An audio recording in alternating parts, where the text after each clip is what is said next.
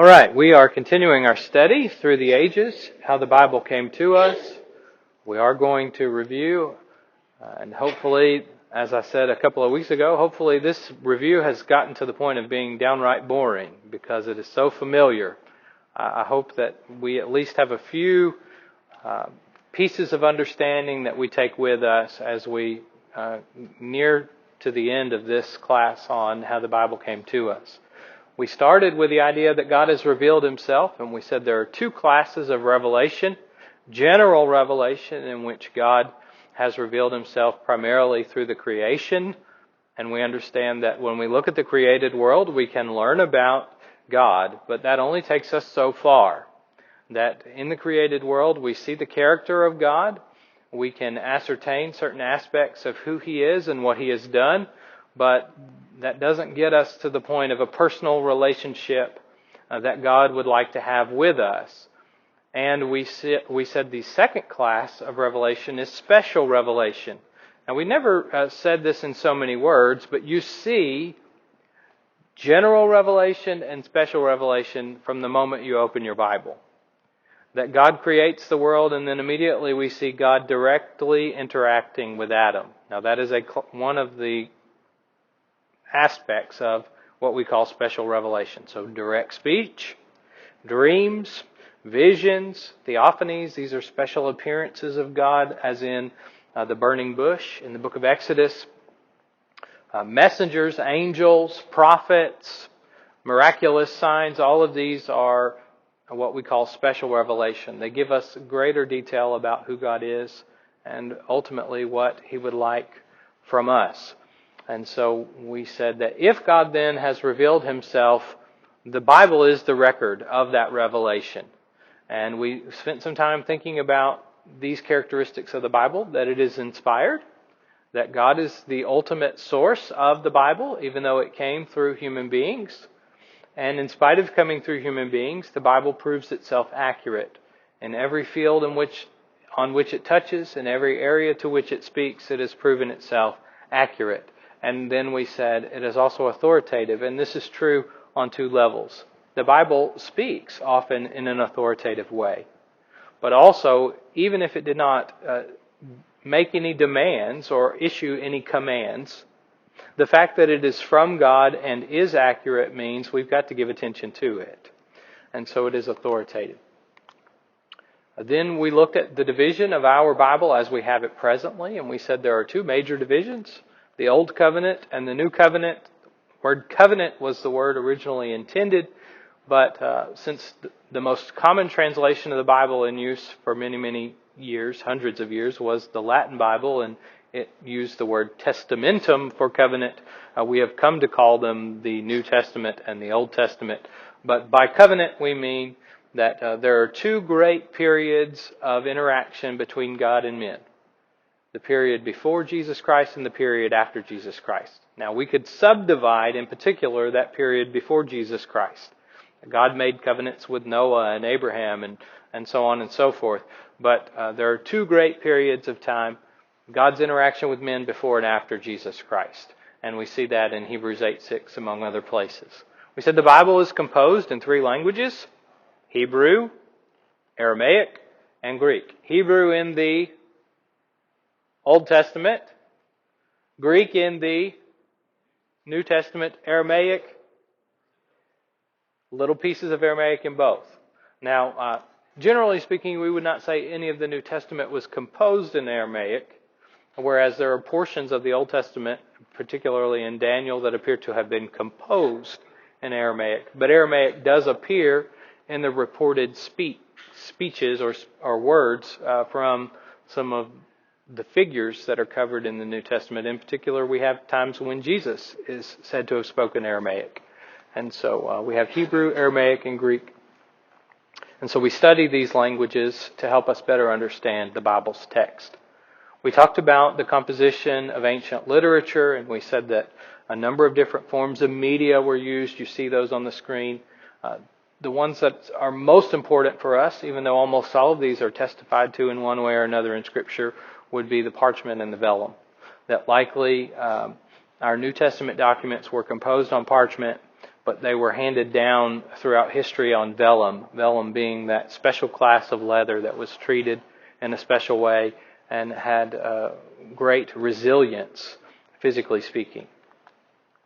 Then we talked about some of the manuscript evidence that we have, and we defined several terms. Not going to go over all of those. Hopefully you know what they mean. If you don't, ask me and I'll remind you. We also talked about our oldest evidence for the New Testament, which is the fragment, Papyrus 52, which is dated somewhere around the middle of the 2nd century. Our oldest complete compilation of New Testament books is from the 4th century, so that's the 300s. And we have 3 codices that we look at, 2 that are from the 4th century, 1 from the 5th. Codex Vaticanus, that's the Vatican Codex. Codex Sinaiticus, that's a Sinai Codex. And Codex Alexandrinus, which is the Alexandria Codex. Then we talked about textual criticism, and I'll just go ahead and tell you briefly that we did this out of order, and I did it on purpose. But usually we talk about the books of the Bible, and then we talk about determining the text within those books. But because of certain aspects that I wanted to bring out in this study, we have gone out of the traditional order that scholars propose for what they call the chain of revelation. But we talked about how we can determine, looking at the text of our Bibles, with the evidence that we have as best as possible, what was originally said by the authors. Because we don't have copies of the original documents written by Paul or written by Moses. We have copies of copies of copies of copies. And so how can we determine whether or not what we have is accurate? And we said there are evidence and principles that are employed that give us great confidence that we have the original text. And then last week we talked about both briefly the text of the Old Testament and how we know which books belong in the Old Testament. And instead of giving you great detail on that this week, I just put on the slide that many ancient witnesses and manuscripts testify to the books we commonly accept as the Old Testament. And we went into greater detail on that last week. We're going to touch more on the idea of the canon, that is, determining which books belong in the Bible with regard to the New Testament, and some of that is helpful as well, even in thinking about what's in our Old Testament. So that's where we're headed today. So we'll ask the same question that we asked last week as a way of introduction. How do we know which books belong in the Bible?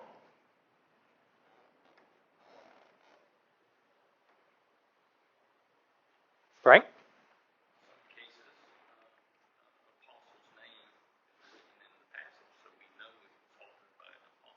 Okay, Frank says in some cases we have an apostle named, and so if it's authored by an apostle, then we accept it. Okay. What else?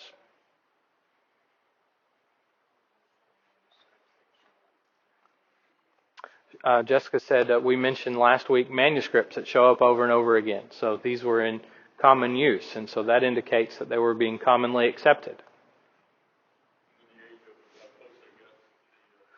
All right, so we can look at the date of a document. We can say if it doesn't come from a certain period, it doesn't belong. Okay, Russ?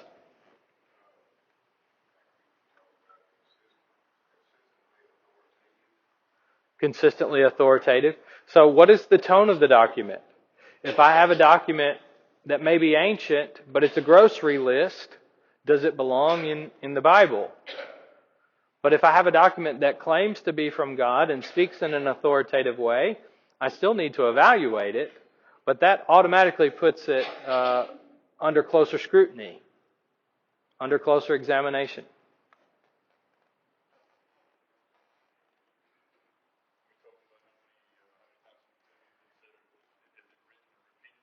Yeah.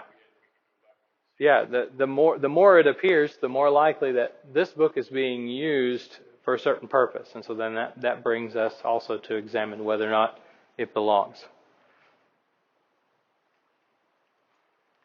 Well, let's ask a slightly different question, although ultimately I hope you'll see that these are related. What did the Christian life look like before the compilation of the New Testament books. So we have a completed Bible.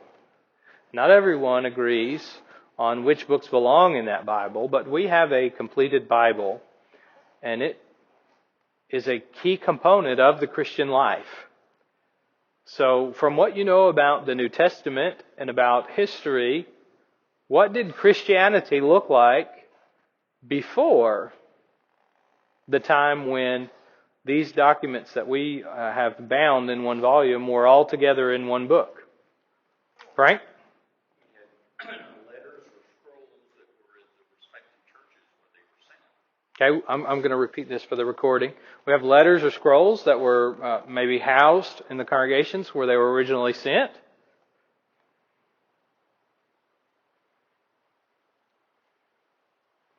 How did Christians know what it meant to be a Christian when they didn't have a completed Bible? So some of that would have been writings from respected sources, as we just mentioned. What else? Alan? Okay, so maybe it was. Now, I guess we have to think about a period of history. But let's say that if we're talking the first 100 years, 150 years. So Alan says maybe what the preacher is saying. Okay, Frank? We had gifts of the Spirit that inspired some to be able to quote. All right, so we had in the New Testament period individuals who had miraculous gifts, and those included prophecy. And so there may have been, and that may play into what you're saying as well, Alan, that often, whether or not they had a located preacher is a conversation for another time, but that those who had these gifts were continuing to exhort the local Christians in the living of the Christian lifestyle. What is the Christian life? What does it mean to be a Christian? Boil it down as simply as you can. To follow whom? Jesus. So how did people have access to what it meant to follow Jesus? Well, we've got miraculous gifts, exhortation, we've got written letters. Would there have been any people who maybe had witnessed the life of Jesus present in any of the early congregations? Would there also have been oral tradition? That is, maybe, I don't know, but my cousin was one of the people that walked with Jesus. Would that have also existed? For a while, right? So we're talking about before the time when these books are gathered together,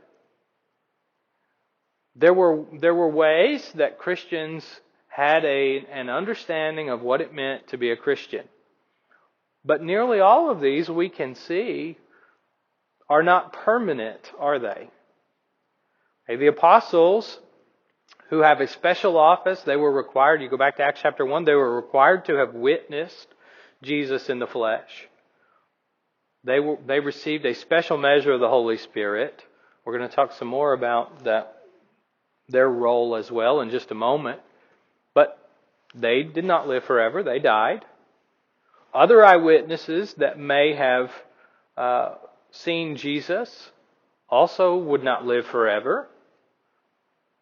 The documents that we're talking about, the letters that were being written prior to compilation, well, I might have a copy of this one or that one, but prior to the time when they're all gathered together, we might say that something else has to supplement that. So you've got those who are speaking with the gift of prophecy, which we also consider a temporary gift. And then what about oral tradition? What is the very natural concern that we have with oral tradition as a long-term solution to sharing information? Oral tradition is very prone to corruption, even by accident, right? It's not necessarily that we intend to miscommunicate, but the spoken word is simply easier to alter by accident than the written word is.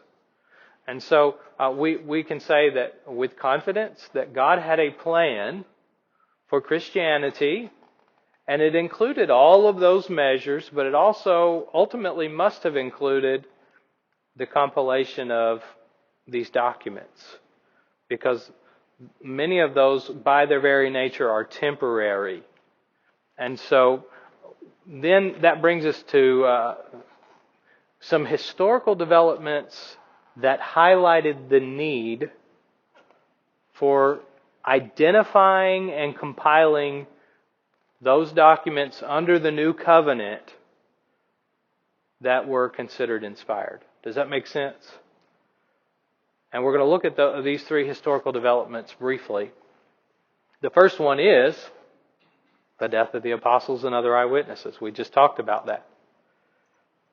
Do you remember in the book of Acts, after Paul began his evangelism of the Gentiles, that a problem arose? Because you recall that Christianity started among the Jews, that it was Jews who had followed Jesus. The apostles were all Jews.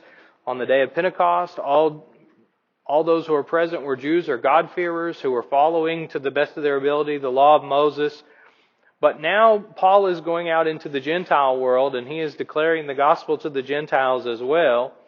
And you remember what happens? This problem comes up. Now, are we going to make these Gentiles follow the law of Moses? Are they going to have to practice circumcision? Are they going to have to do this? Are they going to have to do that? And what happens? Do you remember what happens in the book of Acts?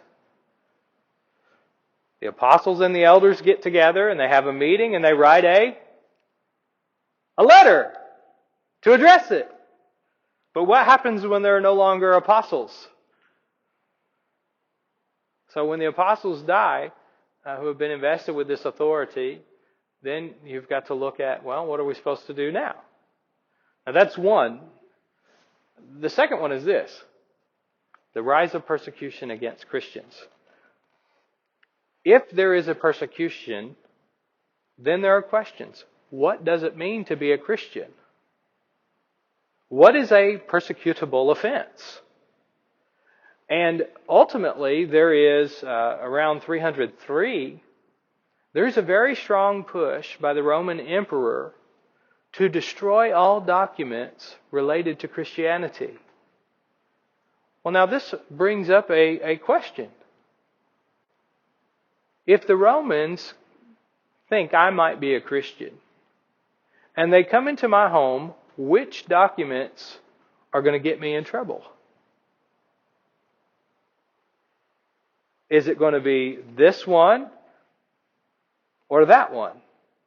Now, I'm not saying that the Romans get to decide which books belong in the Bible. I'm saying ultimately you got to start deciding which documents are worth dying over. Do you see that? So I might possess this book right here. Let's talk about today. There's persecution against Christianity. I know that if they raid my home and they find anything related to Christianity, they may very well kill me. Which one am I going to keep? This one that I consider to be from God, or this one that is helpful and instructive, but I don't consider to be from God? Do you see how persecution is going to help clarify the thought of Christians as to which documents are from God? Because I'll die for this one, but I'm not going to die for this one. And so the rise of persecution against Christians, which reaches a pretty strong apex in the early 300s, and then when Constantine comes along, he decides, instead of fighting these folks, let's just unite. And this is a political move on his part. I don't think he's really much of a believer. But in any case, the rise of persecution in the early 300s is going to help crystallize the thinking on which documents are from God. All right, here's the last one. The rise of false and or heretical writings. So as time goes by, these other documents start to get circulated, and the question is, are these documents from God? They don't seem to agree with the other documents we have. They may even contradict them directly. And cited in some of the books are evidence from history of even documents that were written by believers, supposedly in tribute. Say, well, one is called 3 Corinthians. The author wrote it in tribute to the Apostle Paul. Out of love, he said, for the Apostle Paul. But when it was discovered that he wrote it and not Paul, he was thrown out of the church. And every copy, even that the Christians could find of this document, they destroyed. So this circulation as well of these, what may be called spurious, that is, their source is highly questionable documents, also means we've got to decide. We've got to figure out and make it common knowledge what belongs. Otherwise, we might be duped. Do you see that as well? So these are the 3 historical movements that lead to the development of a quote-unquote canon. That is a list of documents that we consider to be inspired. Now, by the way, lest anyone think that I'm plagiarizing today, much of the information we're covering this morning comes from this particular book. I've been using several books. This is a library book, and much of what we're covering today is coming from it. You can borrow that book from the library when this class is over. I got it until then.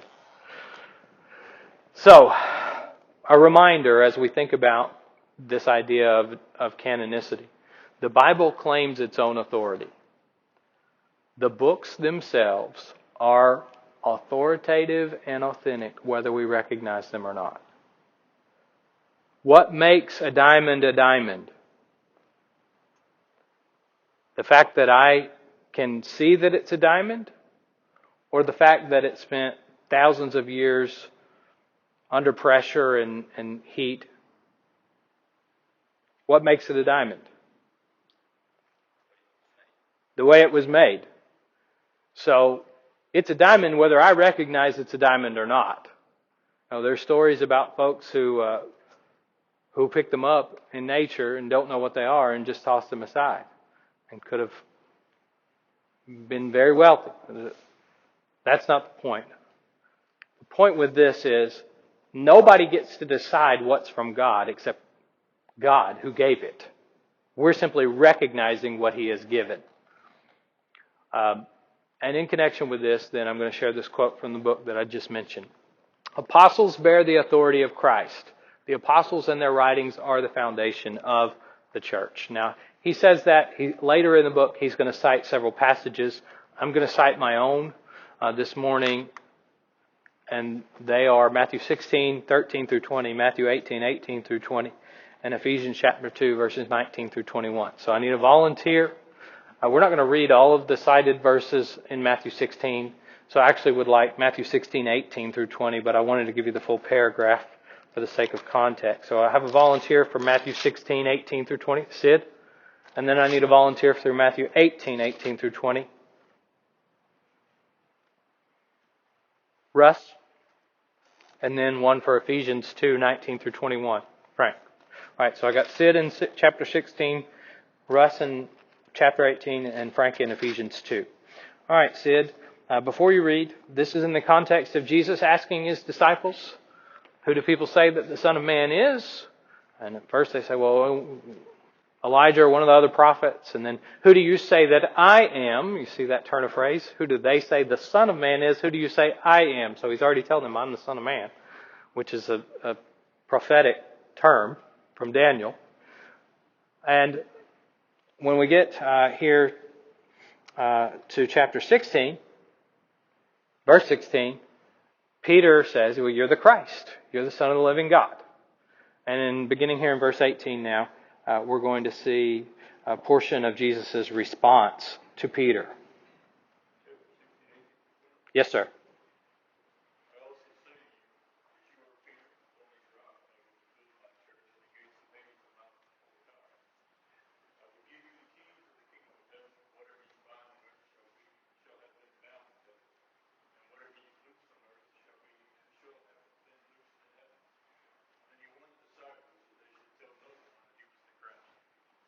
Jesus tells Peter that He's going to build His church on the rock. There's a word play between Cephas, which means stone, and rock, which means rock. There's a word play there.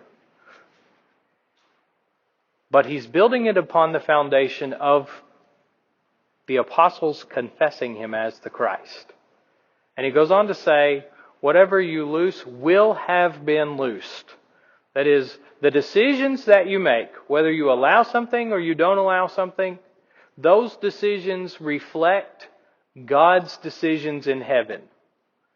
Now we would call that authority. All right, go to chapter 18, verses 18 through 20, just a page over in most Bibles.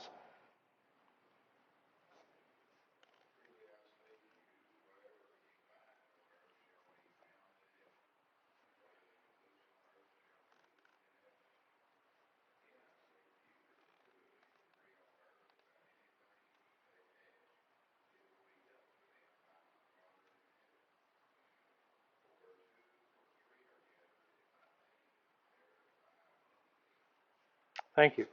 Now, verse 20 is often cited to say you just need 2 or 3 people to have a worship service. You don't need 2 or 3 people to have a worship service. You just need one. Okay. This is in the context of making decisions in this new reality that is based upon the proclamation that Jesus is the Christ. Whereas in chapter 16, Jesus was speaking specifically to Peter. Here he speaks to the apostles, and he says the same thing that he said to Peter. Whatever you bind will be bound, whatever you loose will be loosed, and whatever you ask will be done. And gathered in my name, again, is a reference to being authorized representatives. And so, again, we see the authority. Now, we get to see the application of this in passages like, this is not the only one, but in passages like Ephesians 2, verses 19 through 21, that Frank's going to read for us.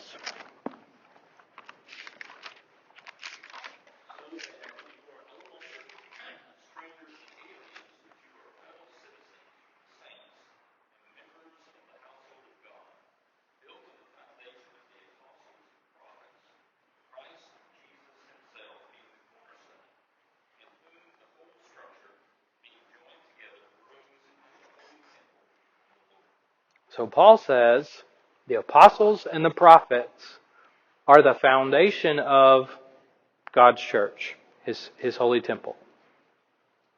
Now, here he includes prophets. Why? Because the authority is in the Word.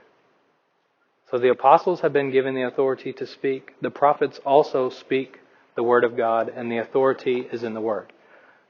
Now, that goes back to the statement that Mr. Muntz said in his book. The apostles bear the authority of Christ. Their writings are the foundation of the church. Why? Because what the apostles wrote and what those who had the gift of prophecy wrote was not their own, but it was from God. And so that's what we're seeking to recognize in talking about the canon. So there are 3 criteria we're going to discuss briefly this morning for recognizing the books of the New Covenant. The first one is apostolicity.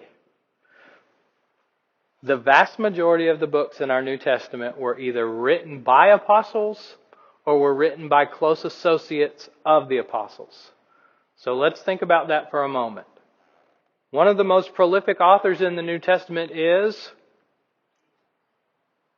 Paul. Was Paul an apostle? All right, so now we've got Romans through Philemon. Give me another author that wrote a large percentage of the New Testament. Luke. He wrote Luke and Acts. I can't remember the percentages, but that's a big chunk of your New Testament. Luke was an associate of Paul. When you read the book of Acts, there's a point in the book of Acts where all of a sudden the narrative starts saying, and we did this and we did that. And Luke is clearly with Paul, and Paul's writings also show that he was an associate of Luke. And so Luke is closely associated with Paul. What's another major author of our New Testament? John. He wrote John, 1st, 2nd, 3rd John, and Revelation. Who was John? An apostle. All right, what about Matthew? An apostle. What about Mark? Mark is an associate. He is presumed to be John Mark, who is historically tied very closely to the apostle Peter. So now we've got all the Gospels, Matthew, Mark, Luke, John. We've got the book of Acts. We've got everything from Romans to Philemon. We've got 1st, 2nd, 3rd John. We've got Revelation. Who's James? The brother of Jesus. You think that mattered? Yeah. Well, now we got 1st Peter, written by Peter, an apostle. Jude. Who's Jude? Brother of Jesus. Now, let me back up for a moment and say we give the impression that none of these books were questioned. Some of them were. Hebrews, I think in the East was accepted, but in the West it wasn't. In the East it was considered to be written by Paul. In the West they said it doesn't say it's from Paul. We don't think it's from Paul. So it took a little time to be accepted, but there are other criteria we're going to talk about in just a minute. Philemon, 2nd and 3rd John, all challenged, and in just a moment I'll talk about why that is. Revelation early on was very much accepted, but in time it was questioned. Ultimately it was accepted. 2nd Peter was challenged because it sounded so different from 1st Peter in Greek. That may go back to that amanuensis thing we were talking about before. Peter may have been using a different scribe for the first versus the second letter. Let's see which else. Jude was also questioned because it seemed to rely so heavily on 2nd Peter, and 2nd Peter was questioned. Ultimately, I believe, though, they're accepted because of the claims of authorship and the content. So let's talk about that. The second point is orthodoxy. Now, what that really means is what does it say, and does does its content agree with what we know to be true as Christians? And that means also that the books are not in great conflict with each other. Now, is it possible to interpret Paul in Romans or Galatians in a way that seems to contradict James, for example? Because James says faith without works is dead, and Paul says you can't work for your salvation. And there seems to some people to be a contradiction. But if we understand both of what they're saying in their context, they're not in disagreement. So this idea that if you read something and it very obviously disagrees with other documents that you know are from God, and you say, well, we know God doesn't contradict himself, then these documents don't belong. And I'm not going to read all of it, but he talks about how much of the New Testament would have been well established by like the 70s. Let's see. Here you go. Since the mid-60s, the church had all of Paul's writings, 32,471 words in Greek. The Gospel of Mark, 11,314 words. That's like 1/4 of the New Testament. Then you add the Gospel of Luke and Acts, and you've got 81,754 out of 138,213 words, 60% of the New Testament before the 70. Okay, so you could see how then those, if you can say, here we've got some documents we know are from authentic spokesmen for God. We can now compare other documents and use those to help us determine. Do you see that? So Paul dies in the 60s. Everything he wrote had to be done before that. You got Luke by the 70s. All of a sudden you got better than half of what we call the New Testament. You can compare these other documents and say, do they agree or not? That gives you a point of comparison and understanding what's from God. All right, then the last one is what's called Catholicity. Now that does not refer to the Roman Catholic Church. The word Catholic means universal. So Catholicity means universality. In other words, what we already mentioned with the Old Testament, that if you have these documents that show up, not just many, many times, but they show up in Egypt, where there are practicing Christians, and they show up in Rome where they're practicing Christians, and they show up in Jerusalem where they're practicing Christians, and they show up in Macedonia where you see how now it's obvious that all Christians everywhere accept these books. Now this brings up the question of a few documents that were late in being accepted. Philemon, very short, highly personal. Do you see why it would be less likely for that book to get circulated early on? 2 John and 3 John, written to individuals or very small congregations, highly personal. See why it would be difficult for those books to get copied and circulated early on? That explains why some of these shorter documents that were of a highly personal nature didn't get, they weren't known as early, and so they were questioned more greatly. But once they were examined, they were understood to have been in accordance with what we have, and so they were accepted. Does that make sense? So these are the three big criteria. There are other aspects that we can consider. What we will not do today that we did last week is talk about the number of different authors who testify to the books that we have in our New Testament. But we already talked, when we talked about manuscript evidence, about the fact that by the 350s, you have codices. People have gone to great lengths to compile all of these books and into one. So, and again, remember, persecution in the early 300s, and by 350 you've got a single document that has all of these other documents bound together. It tells you something, doesn't it? All right, any questions or comments?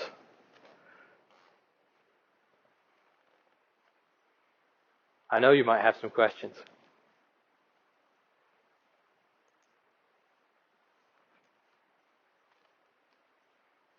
All right, well, thank you for your participation, and I'll see you back here in a few minutes. Coffee and donuts downstairs.